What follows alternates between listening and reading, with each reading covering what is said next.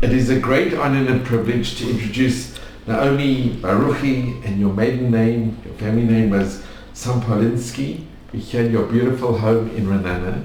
And Naomi, your family came from Denmark. Yes, my parents were the second generation in Denmark, and if we go back to the Jewish history in Denmark, at the 17th century, on the year 1622,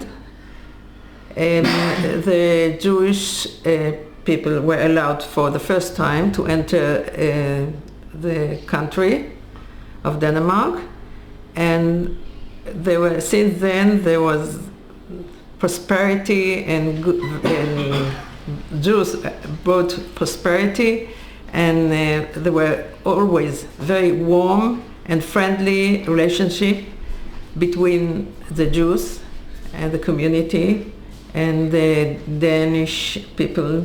They were very, very kind and welcoming all the Jews. And on the Holocaust, they were unique with the attitude towards the Jews, and led it the king,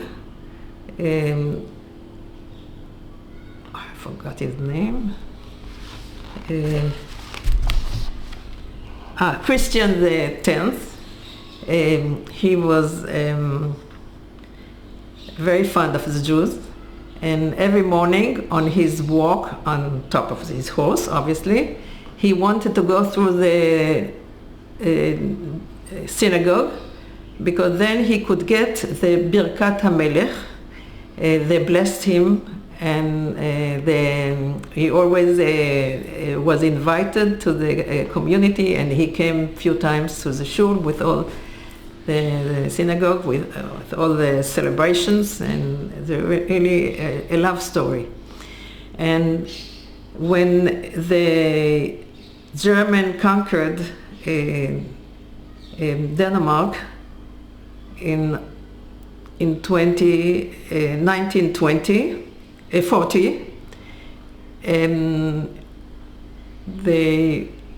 the Danish people, they were demanded to supply food and some metals products to the German army.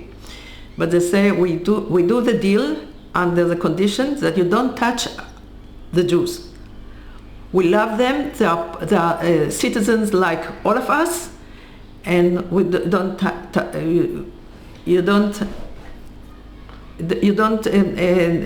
make any difference between Jews and Danes. And then the king also said, that's what we were told, that if you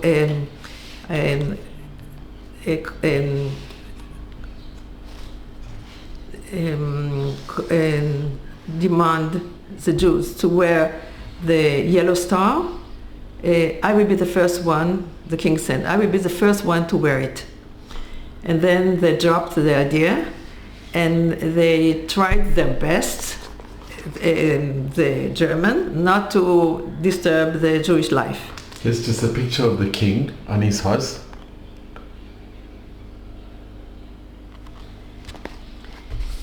But the Danes knew what's happening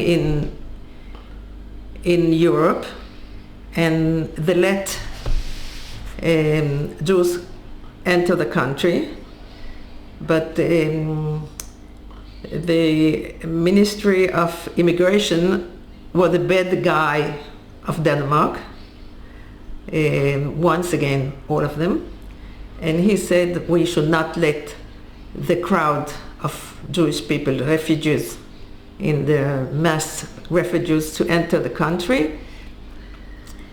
But still we need handwork with agriculture, because we have to supply the German army. So okay, so whoever is young enough to work in the agriculture and So we committed to work in agriculture. We let him in, and in this way, my grandparents, my father and mother-in-law entered the country. Each one was still.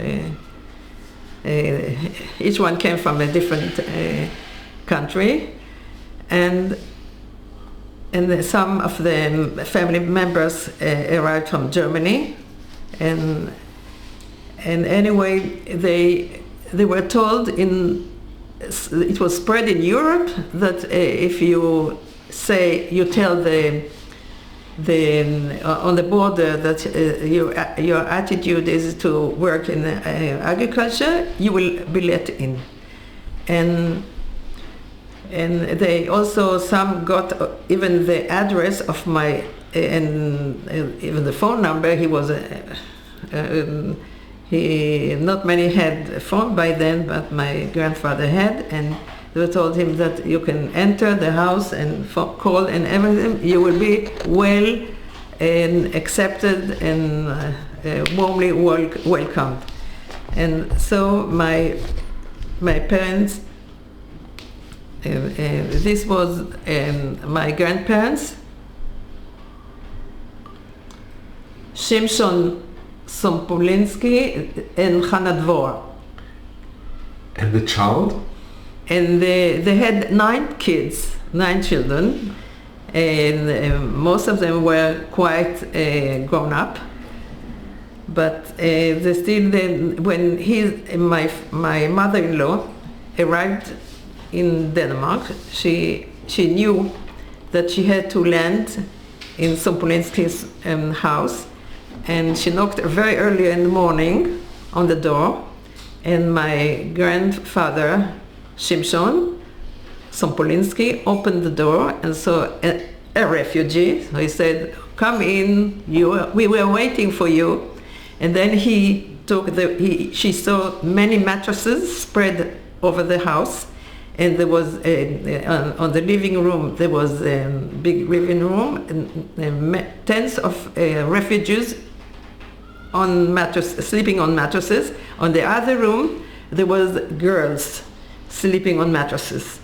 So he took one of his daughters and he pulled her out of her mattress, and she said to his mother, Judith, we prepared a bed for you, and after half a year of wandering in Europe, freezing cold and starving, she entered the first time in a warm bed, and she was staying in railway stations, and there she slept on the benches. But the first time she had a real mattress and a real warm blanket. And this is a picture. So they really gave her a home. They took her in. They took many in. And in the morning she got up, she smelled the good smell of warm porridge. First time to have something warm in her mouth. And then after she had her breakfast, my grandparents told her, now you have a shower, get fresh, and then our daughters will take you to young girls. They will take you over to a shoe shop.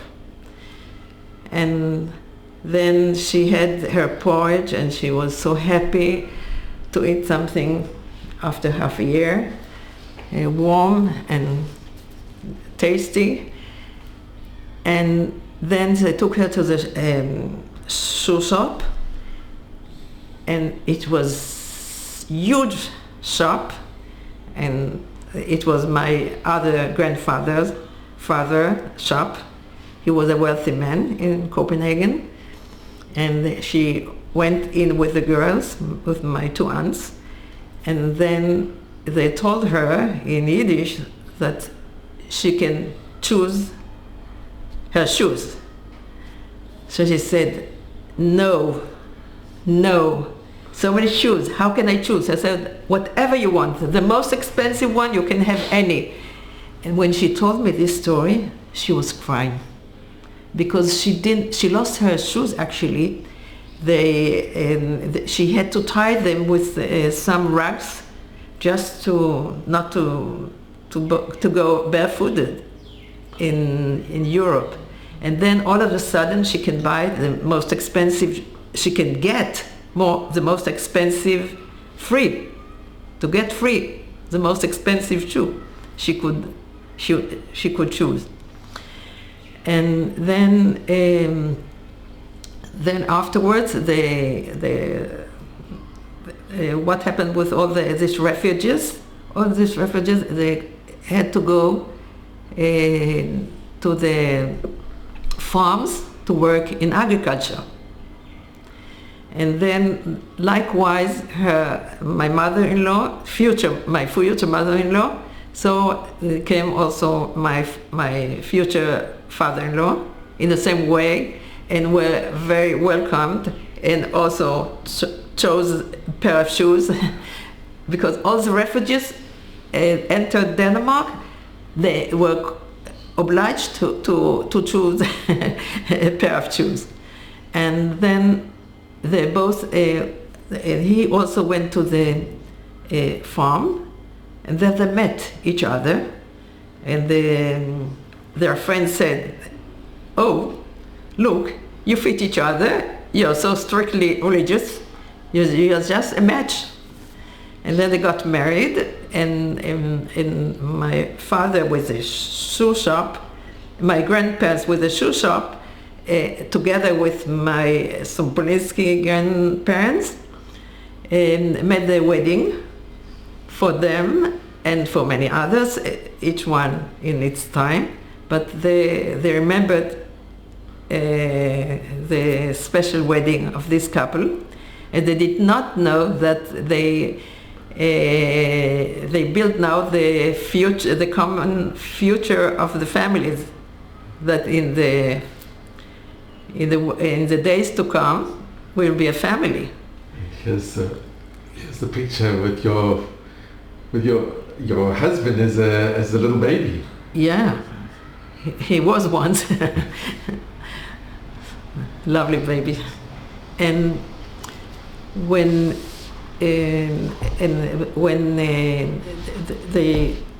underground, there was a national underground that started bombing the factories of metal products because they were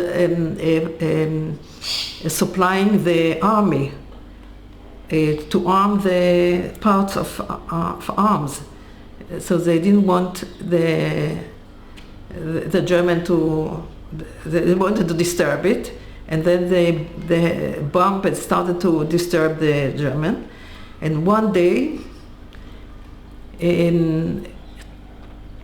obviously they really were so brave, and some were even killed by the Nazis, Danish people. And one day in 1943, there was a Nazi who was in charge of all the navy of the German army, and he told the exile parliament of the member of the exile parliament of Denmark that the German planned to come on October 43, want to sail all the Jews. They will come with a huge boat and to sail all the 8,000 people, Jewish people of Denmark, including the refugees who arrived in Denmark, to save them to the camps, the Nazis camps in Denmark. So he was really Hasid Umot Haolam. So his name was, he was the diplomat, George Ferdinand Duckwitz. Yeah. And he's the one that informed actually that what the yes, what the Germans were going to do.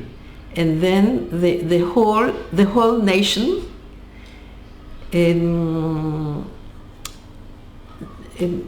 tried volunteered to help and made their best.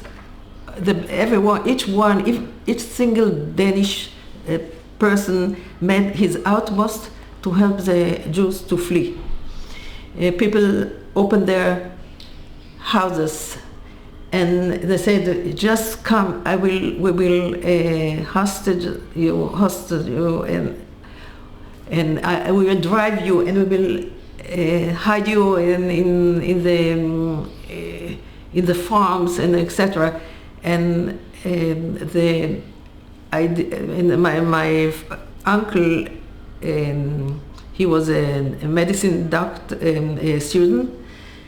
He established, and he went with some teachers, and he established also an underground movement of his own, which at the end saved 1,000 people, Jews. And the other one, the national underground, saved all the rest. And then people took out their saving.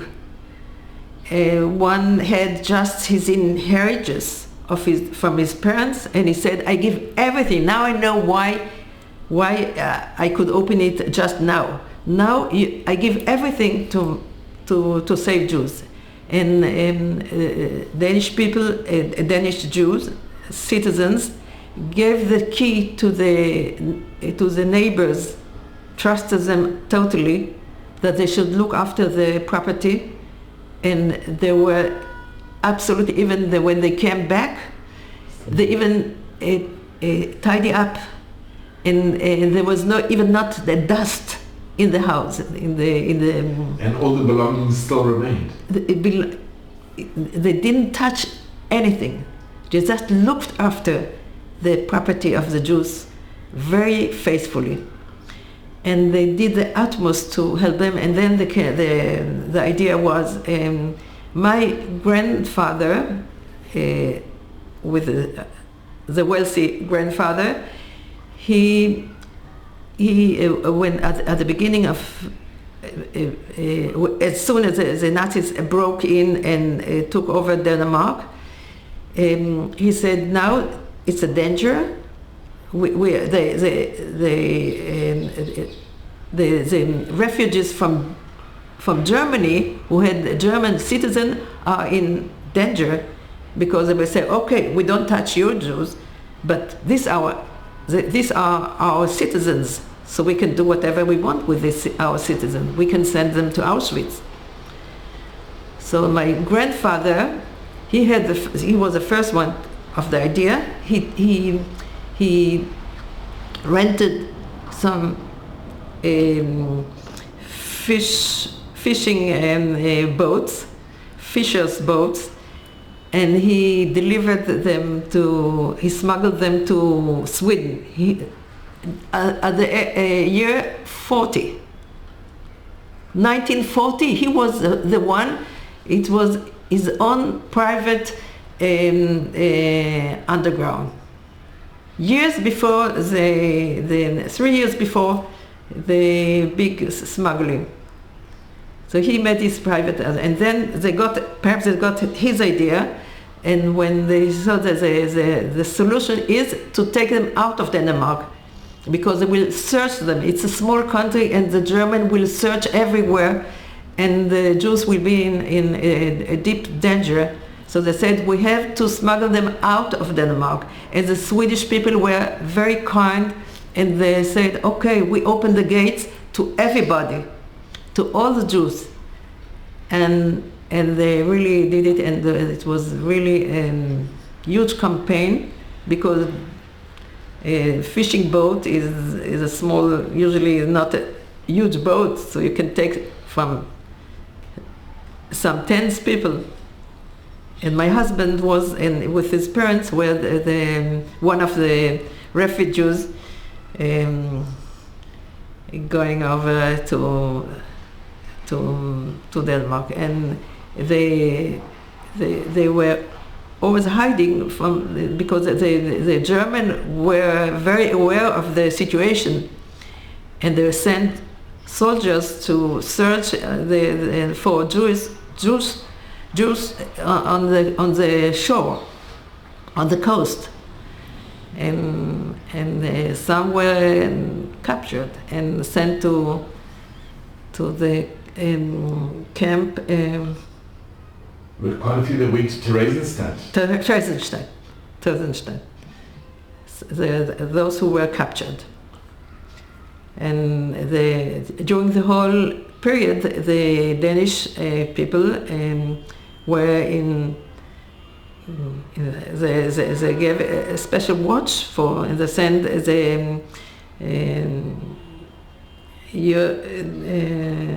some national health service, international health services to look for the citizens in Theresienstadt. The Red Cross. The Red Cross. And then also the entire family, our entire family, fled to Sweden, but my parents were in Israel already. And my father was sent to Germany to study in the university and to study in yeshiva, to prepare himself to be the next chief rabbi of Denmark. But my father said, a Jew doesn't go to learn Torah in Germany, a Jew has to go to Eretz Israel to learn Torah.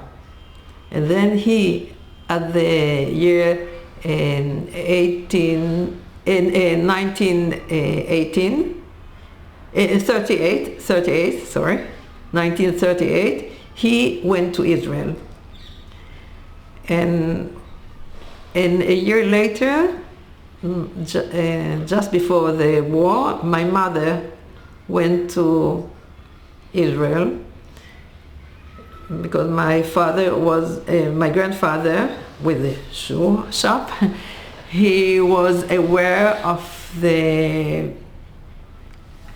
just because the kindness of and the friendship with the Danish people, he was very aware of the dangers that there might be intermarriages.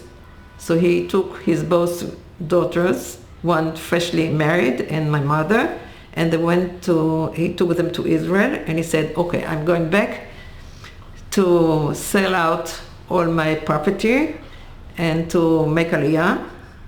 And he was very big donator to the Yishuv in Eretz Israel, and he bought some plots, and he bought a factory or something like that, and he went back to finish up and to prepare for his aliyah with his wife and another 3 daughters. But then the war broke up in 1939, and Eretz Israel was cut off from Europe, and they fled with all the rest of the Jewry to Sweden. And at the end of the war, first of all my father was asked after the end of the war, when the Swedish people opened their gates to all the refugees from the camps, and they were gathering as groups of refugees, and they were mainly girls. and they looked for a teacher who speak any Scandinavian language and speak Hebrew too, to prepare their aliyah to the land of Israel. It was not a state. And they looked all over the world and they said, oh, there is one in Israel, in Mikveh Israel, that just fit this job. And they wanted him as soon as possible. But he said, okay, my wife is about to give birth, so I have to wait. And they were waiting, and there was one ship. There was an opportunity of one ship going to Sweden, and I was not still ready to pick up and to this world.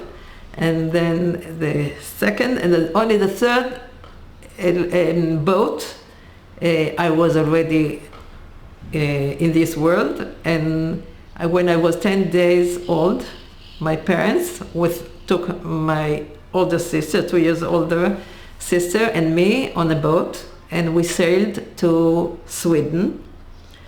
And we lived with some refugees and from Denmark, and with the refugees from the camps. But as soon as the war was over, I was born half a year after the end of the war. But as soon as the war ended, all the Jewish people, the Jewish citizens who had Jewish citizen, returned to Denmark. But my uncles and aunties preferred to stay and to help the refugees who stayed in the camps in Sweden. And one of them, I was a tiny baby, and in the same building, for a period, there was my Tratner family, with my husband as a 4-year-old baby, and his two twin brothers that they were born at the same time I was born. And my parents and his parents made friendship for lifetime. And also when as I have to point that out that all of the refugees there said that all of them said that they want to make Aliyah. They were offered to stay in Sweden. They were offered to stay to join family in New York and everywhere in some other countries. But all of them said, we want Eretz Israel, Eretz Israel. And also who helped us with this Zionism? The Danish people said the refugees can't return to Denmark. Only the Jews with citizen. So my parents, my family could return, but they preferred to stay and help with the refugees. And now my father and mother were of precious value for them. And at the year 47, they were all waiting for this establishment. They all believed that there will be a Jewish state, and all waited for the establishment of the Jewish state. But the parents of my husband did not have any patience, and they said perhaps they wait for us to establish the state. So they made the journey, the long journey to the land of Israel, and they landed in Israel on October 1947. and we renewed. We returned to. After the establishment of the Jewish state in 1948, all the girls made Aliyah, all the girls, and my parents stayed in Denmark till 1949. And then we returned to Israel, back to Mikveh Israel and to our happy life in Israel. And then, after many years, I married a refugee boy, Avram Baruchi, who was previously Tratner, and we built a family, and we have soldiers, and we have everything, and we are our happy life. It's incredible. I mean, it's really incredible. You know, Naomi, can I just mention, if you think about the Danes, they managed to evacuate 7,220 of Denmark's 7,800 Jews, plus 686 non-Jewish spouses. So they saved, it's amazing, they saved 99% of all Danish Jews. And even those Jews that went to Theresienstadt, they had special status, because the Denmark authorities impressed on the Germans that they should be kept safely. So 99% of all Danish Jews survived, which is unparalleled. There's nowhere else in Europe that such a thing happened. Yes, those who stayed in Denmark usually most of them were involved with intermarriages. So they felt most safe to stay in Denmark. They were sure that they can penetrate with and they won't be found, because they were in Christian families actually. So, in your opinion, why were the Danes and the Swedes different? They were so different to all the other countries. About the Danish people, I think even if you go to Denmark, you find very friendly people, very warm, friendly, and even sometimes funny, or they have their own sense of humor. But they're special character. This is the characteristic of these people. But I think the king led his people this way, loving Jews, contribute, doing whatever they could just to save Jews, to do the utmost for the Jews. And he led it, and all followed him, except the bad guy, the minister of immigration. He was very tough, but all the rest were so kind, so lovely. And there were cases, for example, he said that not a Jew who didn't get a license, like a license on the border, that he wants to work in agriculture. There were some who smuggled, I don't know how, and they pursued him, and they went to my grandparents, to my Sompolinsky grandparents. They had such a illegal refugee, and they were sitting on the Shabbos table and having their meal, Shabbos meal, and all of a sudden massive, strong knock on the door. So they knew that they are coming from the immigration police, and they hide him in a wardrobe, and they took away his chair and his plate, and the soldier enter in. So the police entered, and they said, "Have you got this and this man, refugee? Have you got a refugee in by you?" So I said, "Look, check. We are all there. You can check all over the house. You are welcome." And then they gave up and they went away. And by the last lucky was the two boys hiding by my Yerucham Sulberg house.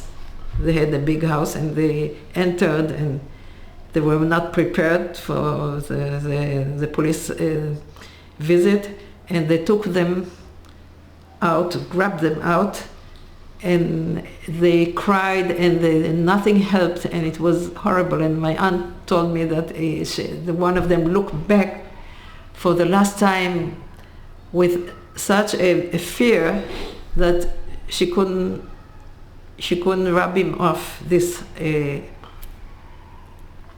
horrible look. And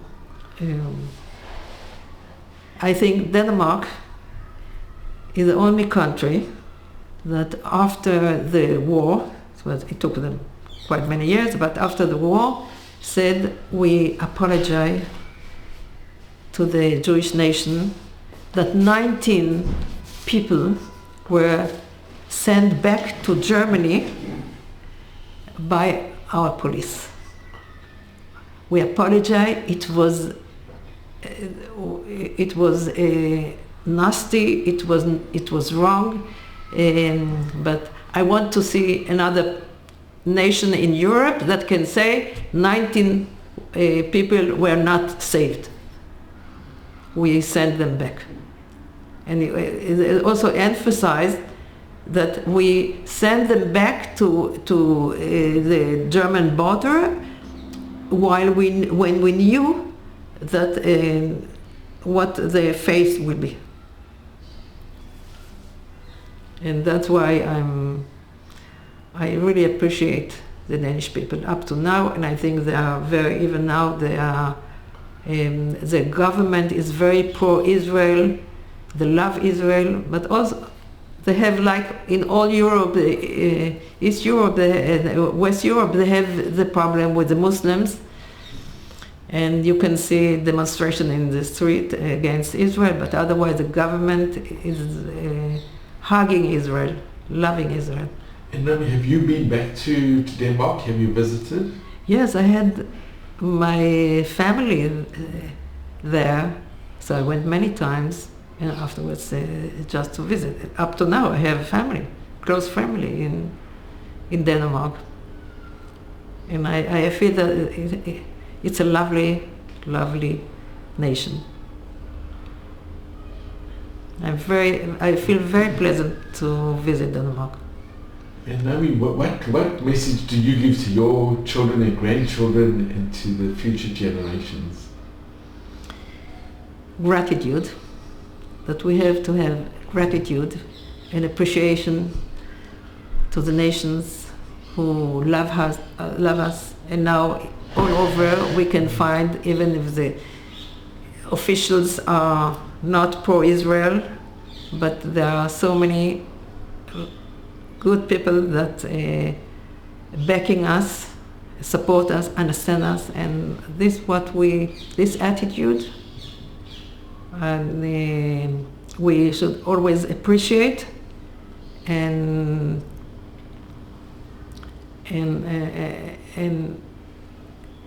we should also they accept us. We should also accept each other.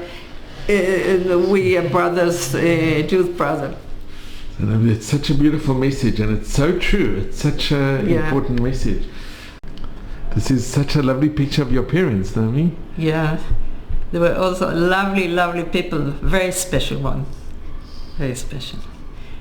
My father was a teacher in a high school, agriculture as high school Mikveh Israel, and my mother was an artist. She was for a while. Painter, artist painter. Here you have a picture of your mother.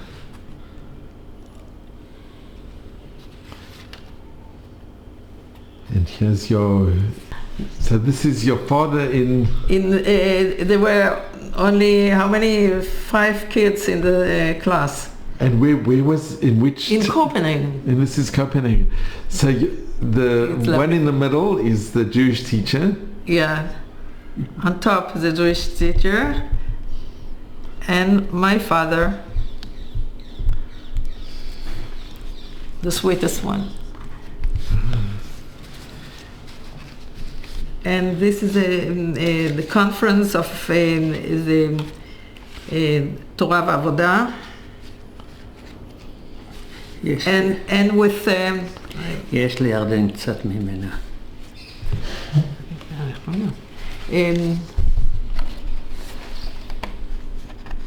This is my father,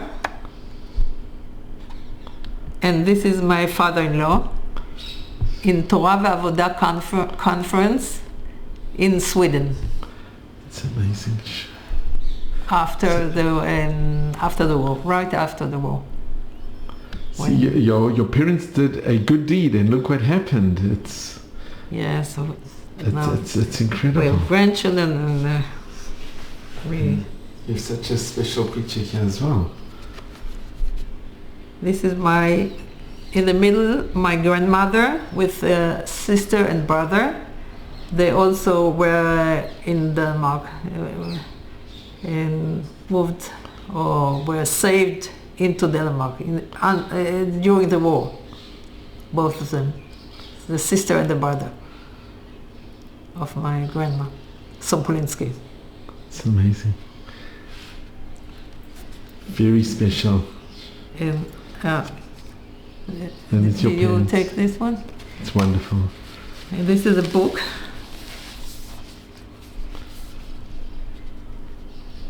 את לא יודעת את הספר And your father was a historian. Yes, he was a doctor in history, and he was teaching in Mikveh Israel, the high school, and in Cholon, in high school,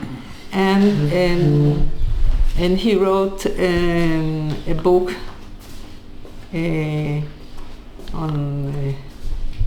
towards the end of his life. He wrote a book about the family, how they wandered in Europe till they found the pleasant shelter in Denmark. They were all on the way to the States, and they preferred to stay in Denmark. They were so warmly welcomed. They really welcomed the strangers, and he said that he wanted to summarize the history of the Jews in Denmark, and this is the book, following the family story, combined with the family story. It's so special. Yes, and so we are all in it. Also, my husband's family in it, and our family, obviously, and how all of them, or most of them, made Aliyah, and how they were building their life in Eretz Israel, having large families, and all well educated and happy in Israel. Oh, Naomi, thank you so very much. I can't tell you how much I appreciate it. Tara, this is your father, this was his PhD. Yeah, based on the PhD. Based on the PhD, and it's called The British Government and the Holocaust, the Failure of Anglo-Jewish Leadership. yes, and this book is spread all over the world. It was sent to all the universities, history departments all over the world. And very upsetting book. And it's by Because Mayor big Sompolinsky. failure. With the white paper as well. By having the white paper, many Jews couldn't come and couldn't escape, and the doors were closed, and they were trapped in Europe. The British state could solve the major problem of the Holocaust. What an amazing... They could bombard the tracks. The trains, and they never did. They and the American, they had the American closed also their borders, and they sent the only boat back to... That was the St. Louis. Yeah, St. It was Louis. sent back. Yeah. This is a sad, So this our is sad amazing. history. Thank you. And that's what makes the Danes even Yeah. more so special. That's right. They were the only nation that they got the title of Chasidei Umot Haolam. The only nation.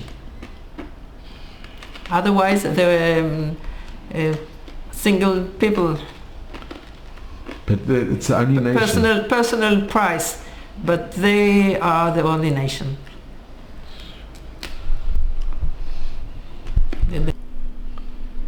So This is a summer house of my grandparents, Solberg, Yerucham, Sarah, who owned the big, huge shoe shop that donated a pair of shoes to each of the refugees. And when the couple, it happened that the couple got married, so they got another pair.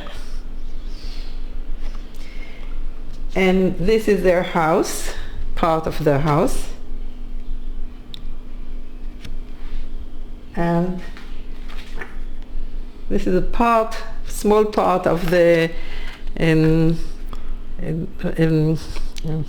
it's the shop. the shop, the shoe shop. I have the whole building. It's a huge building with, but this is a small part. Does the shop still exist today? The window, it exists by other owners. And it's still a shoe shop? Yeah. What is it called? I have no idea. And in the past? I have no idea. Or perhaps there's no name in it, but the family members It's incredible. around it. And then you have a picture of your father. Yes, my father, a bright man, he had his first degree in philosophy at the age of 19, and then he was chosen to be the next chief rabbi of Denmark, and he was sent to study in the university and in the yeshiva and in Germany, but he chose how lucky he was. He chose to study in Eretz Israel, and because a Jew doesn't go to learn Torah anywhere in the exile. And where's your father in the picture?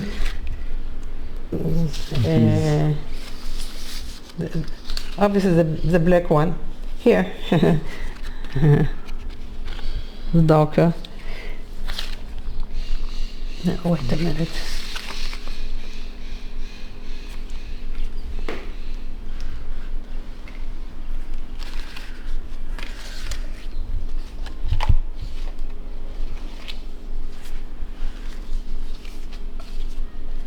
Did I show the...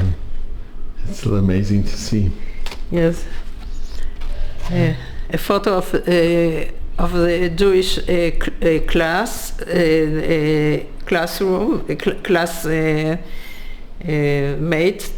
in Denmark, the Jewish school, and this one is my father, and these three are the teachers. The middle one is a Jewish teacher. Look, there were only five students. In his class there were 5, but in my mother's class there were many girls. This is a Jewish. And where, do you know where your mom is in this? My mom is the tallest, Gee. and I'm the shortest in the family. So special. Thank you so much, Naomi. And And this is of your parents.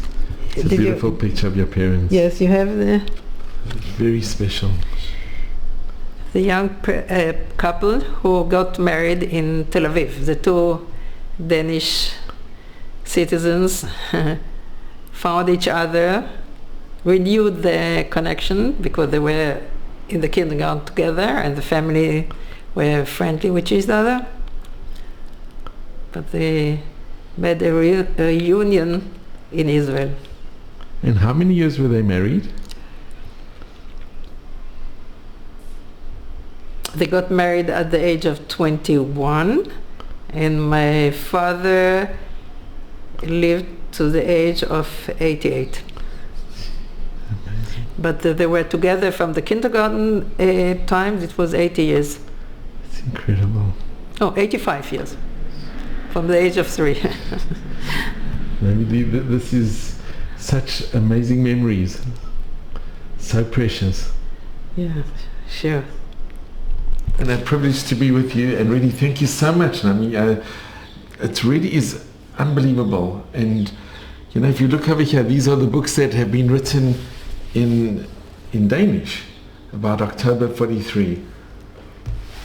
This is in English. No, it's also Danish. But it's very special, and I do have it in Hebrew. and this is your family. And this is my Naomi, thank you so much. I so appreciate it. It was a privilege for me. Thank you very much.